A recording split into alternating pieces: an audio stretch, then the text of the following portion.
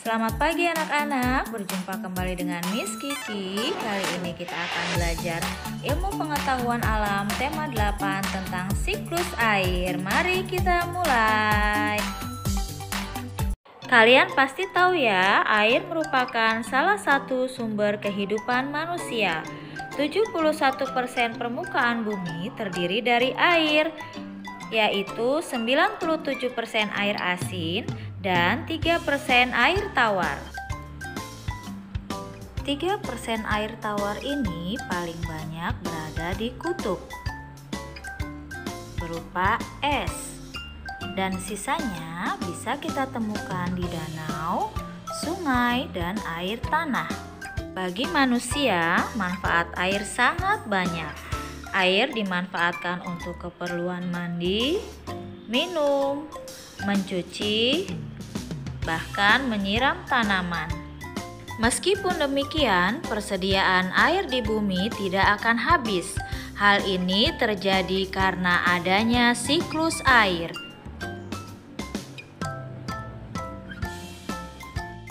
Lalu, apa ya yang dimaksud dengan siklus air? Mari kita cari tahu. Siklus air adalah sirkulasi atau perputaran air secara terus-menerus dari bumi ke atmosfer, lalu kembali ke bumi.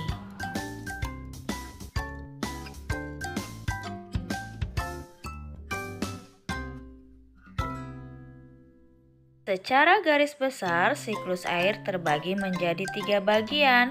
Yang pertama evaporasi atau penguapan, yang kedua kondensasi atau pembentukan awan, dan presipitasi atau hujan. Simak penjelasannya berikut ini.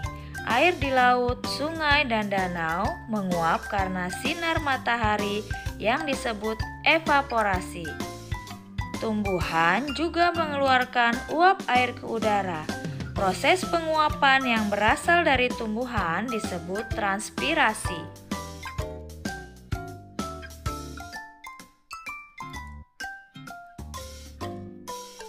Jika suhunya turun, uap air akan berubah menjadi titik-titik air.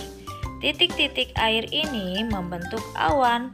Proses perubahan dari uap air membentuk awan disebut kondensasi atau pengembunan.